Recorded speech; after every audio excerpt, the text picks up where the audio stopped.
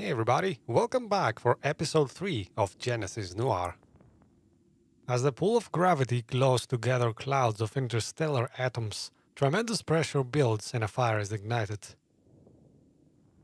The star is born in a halo of dust, its belly full of hydrogen, helium and lithium.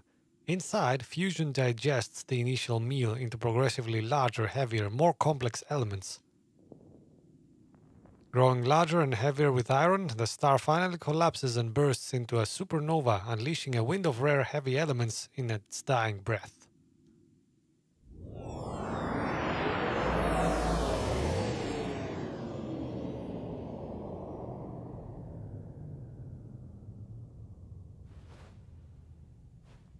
The game always kind of seems to start in these spacey sequences.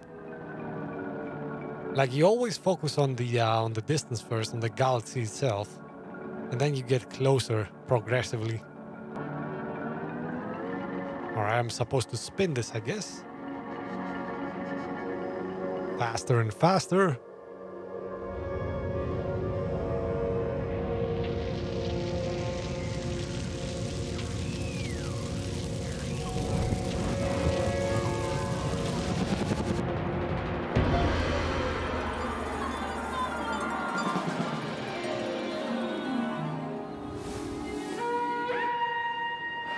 And a deer appears. Alright. This is gonna be a level about fauna. Let's see. Oh, hold on. The level is named The Hunt, so I'm guessing this might be like where where people first started learning how to hunt. So we might be in for some prehistoric action here.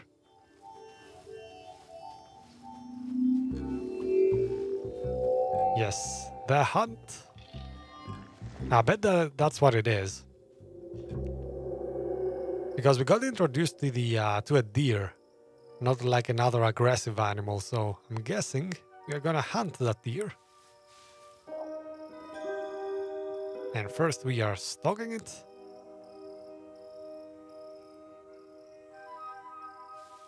So I guess we're looking for clues, for footprints. Oh, there's a snake there. Now, there are the footprints. Okay, so we gotta keep finding the footprints until we get to the deer, I guess. It is a very charming game. It must be like the weirdest and most charming game at the same time that I've played this year. Oh, now he crosses the river, which means we lose its tracks. So we should go on the other side and investigate until we find them again. Oh, hold on, there's a cave here.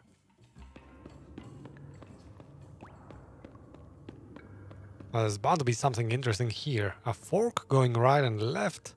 No, actually we can only go left, it seems. Why is this thing?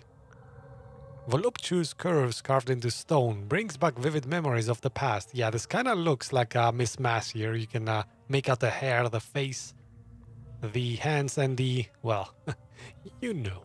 Alright, let's keep going.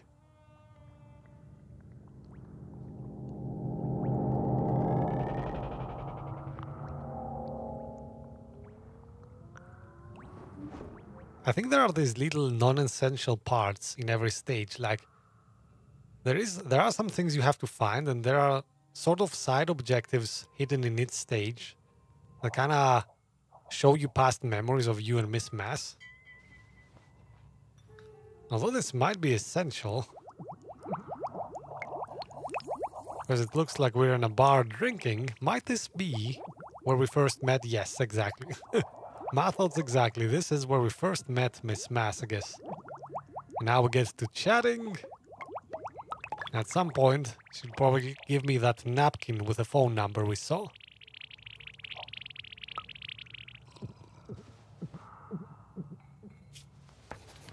Yep, there you go.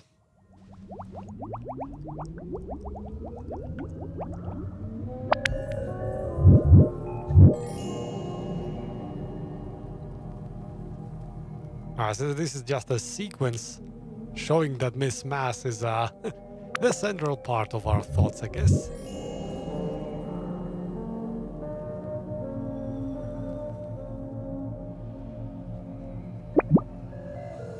It is interesting how they made Miss Mass as a character in this game, because remember, mass is the thing that attracts everybody, and I'm guessing what better way to showcase this than to make Miss Mass actually a woman that attracts everybody in another sense of the word, I guess.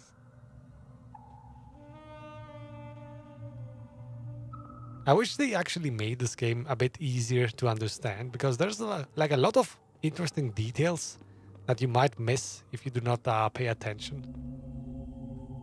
Alright, that is not Miss Mass. Who is this?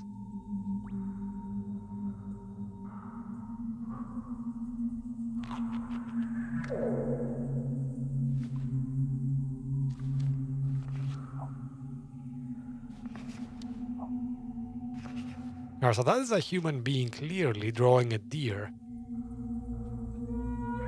I think the game is showing us how people made cave drawings like back in the day. Well, back in the day. Alright. I guess that's all we can see here. Nice little interesting tidbit. Let's go back now. Let's try to find... Oh! And as I said this, let's go and try to find the deer I was about to say. And there you can see... Well, these actually do not really look like deer footprints though. They kind of look like human footprints. And there's a lot of them. Like I can make out at least 4 of them. So there's like 4 persons. Oh, and there they are. So I'm guessing these are the hunters probably. Yeah, scratching their heads, which means they are the dead end. They cannot find the deer. Let's see who finds it. I'm guessing it's gonna be the last set of footprints, most probably. Alright, so there's only 1 set of footprints remaining. I'm guessing this is gonna be the hunter who actually finds the deer.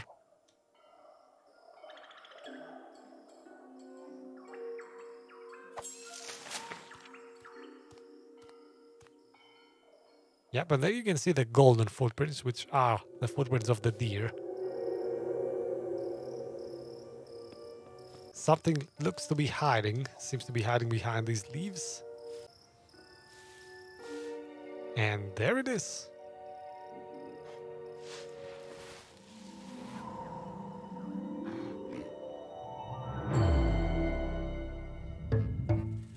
Oh, and there is the hunter. Observing. Well, actually not observing anymore. And there goes the poor deer.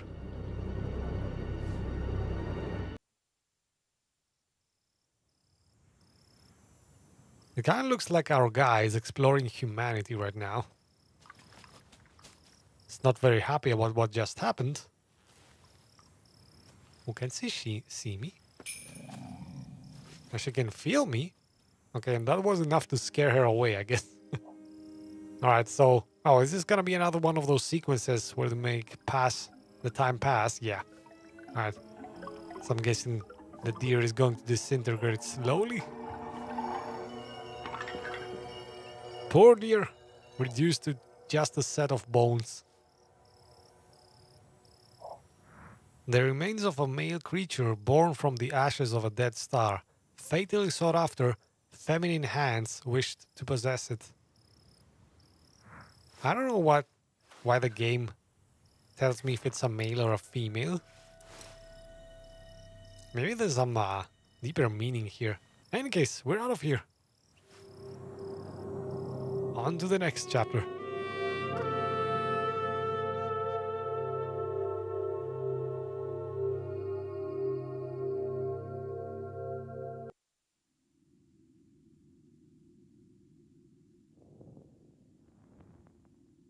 Winter winds blow as the Earth teeters in its orbit around the Sun. 23.5 degrees of axial tilt result in a planet that bows in deference to its star, frosting the distant hemisphere with deep snowbanks and icy streams. But in time, each hemisphere will lean towards the Sun. Radiant heat will warm one hemisphere as the other exhales frozen breaths. Without decay of autumn or the dying off in winter, There would be no hopeful budding in the spring, no flowering of summer. The rare earth hypothesis proposes that evolution cannot happen without such environmental hardships. The axial tilt that incites the seasons, the tectonic plates that crash together, and the other cyclical forces of the planet drive life to thrive through the resiliency and rebirth. Interesting. It's gonna be a chapter about the seasons, I guess. That is actually an interesting question that I've never asked myself. What would happen if the Earth axis was like, I don't know, a degree less? Like, that probably would mean that the seasons would be more extreme or less extreme, but would that prohibit life from happening? Is that a thing? Like, does the Earth's tilt have to be that exact for it to sustain life? Who knows? Alright, so I'm guessing now it's gonna simulate the seasons. That looked like rain. Oh, but our guy is actually very hot right now, so I'm guessing maybe that was spring or summer. Let's see. What season comes next? Now that sounds like spring, judging from the birds. From the bird sounds, actually. No birds on screen, just the sounds. Yeah, now our guy is definitely very hot. So I'm guessing summer is up next. Oh, that's actually autumn. Interesting. Yeah, because you can see the leaves of the trees. That's a dead giveaway for autumn. And now he's freezing, so I'm guessing we left winter for last.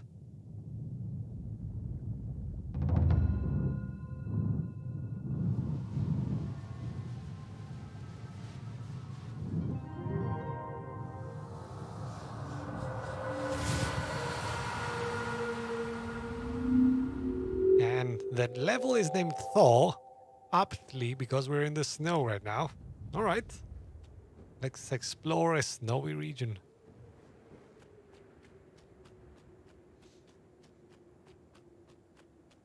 Oh, we got a settlement here. Japanese by the looks of it. Okay, interesting. This guy kind of looks like a trader because he has like a little wagon here and he asks for things, I guess. Let's see how the villagers react.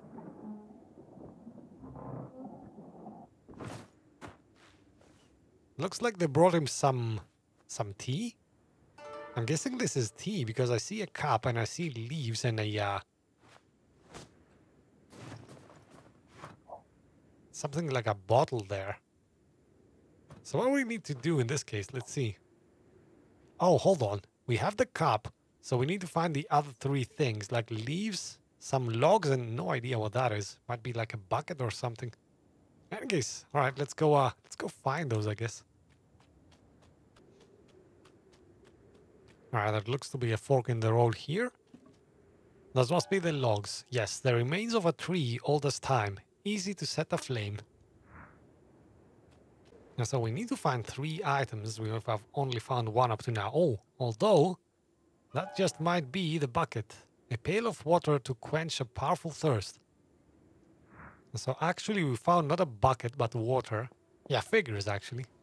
You need water, heat, and tea leaves to make tea.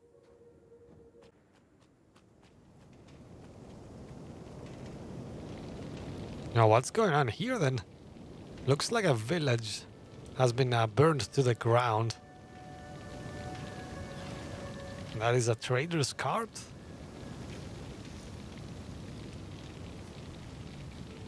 And I guess those are the tea leaves probably. So now we should have everything actually. We collected the bucket, the tea leaves, and the logs. Should be good to go back.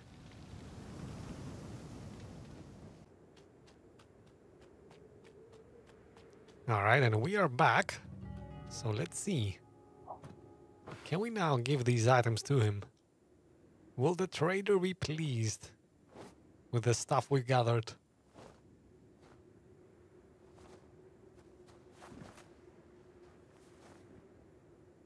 Alright, so they gathered everything and went inside. I guess let's follow. We're probably gonna witness the tea preparations in a traditional Japanese setting.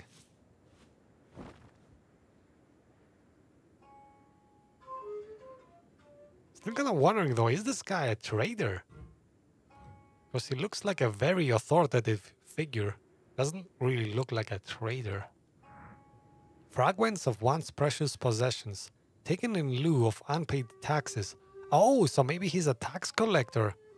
Alright, interesting. I'm guessing he's not gonna be very much loved if he's a tax collector. And that woman is even playing the flute for him. Yeah, the things you do to avoid taxes, huh?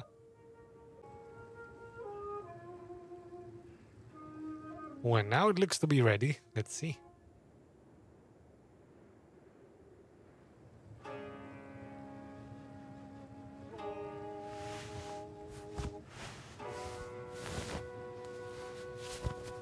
Following,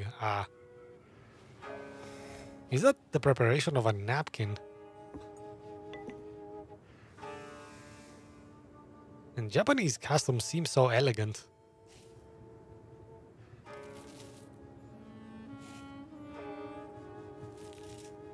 I would have loved to have an actual Japanese friend to explain things to me. Like, this whole culture is a huge mystery to me.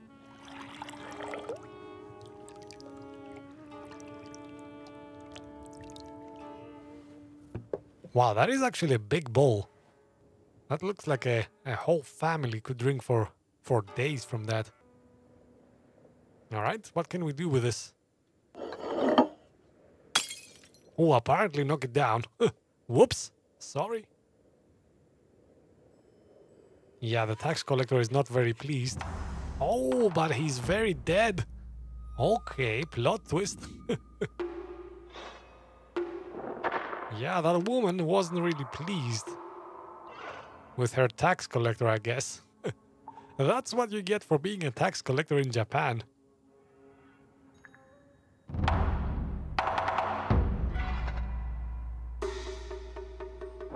When she's hiding the body. Okay. Oh, interesting. That's the second time that a person actually discovers my presence.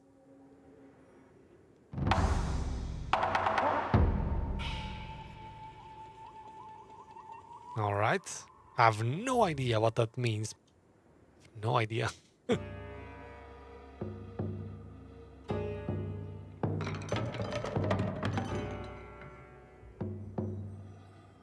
It kind of looks like we're gathering the pieces that were broken from that pot.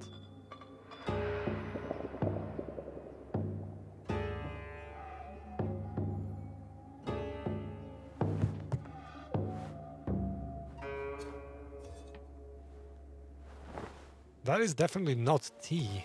What is that thing she just prepared? Oh, it might be glue. Oh yeah, it's definitely glue. Yeah, she's gonna start piecing together the broken pieces. Okay. So gotta get in on the action. Yes, actually, I'm gonna do the whole piecing together, it seems. A broken offering tray, spots of blood washed clean by spring rains. Alright, looks like a Russian doll here we have to put together.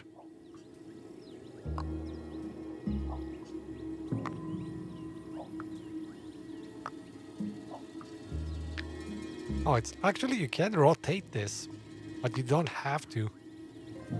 It's easy to do, even in 2 dimensions. A destroyed children's toy. Summer sun has faded the paint. Okay. Alright, next puzzle, I guess. Well, this kind of looks like a skull. Yeah, it is definitely a skull. What are we piecing together now? The guy that we killed? Man, this game... If somebody can explain to me in the comments what this game is all about, like... Except for Genesis of the universe, that I get, but... The other little details, man. A crushed skull, fragrant with autumn's decay. Alright, and this is gonna be the teapot that I actually broke.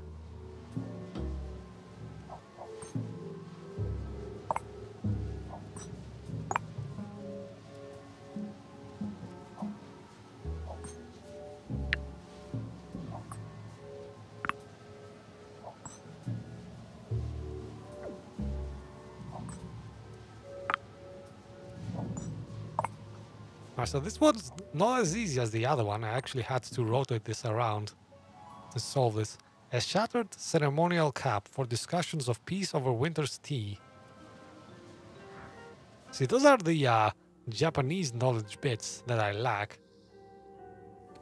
I would love if somebody could comment down below. Like, I love learning from games. Usually on live streams, there's always somebody who explains things to me. And I actually love that.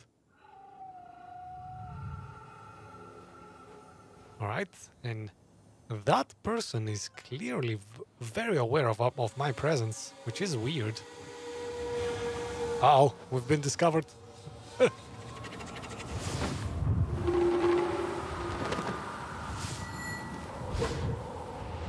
Oh, it looks like a battle is going on here.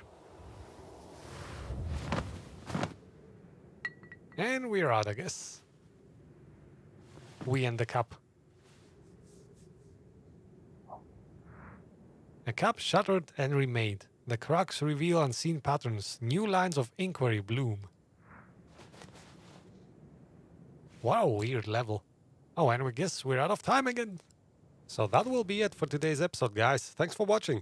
Make sure you subscribe if you do not want to miss the next one, which will have some very interesting musical bits in it.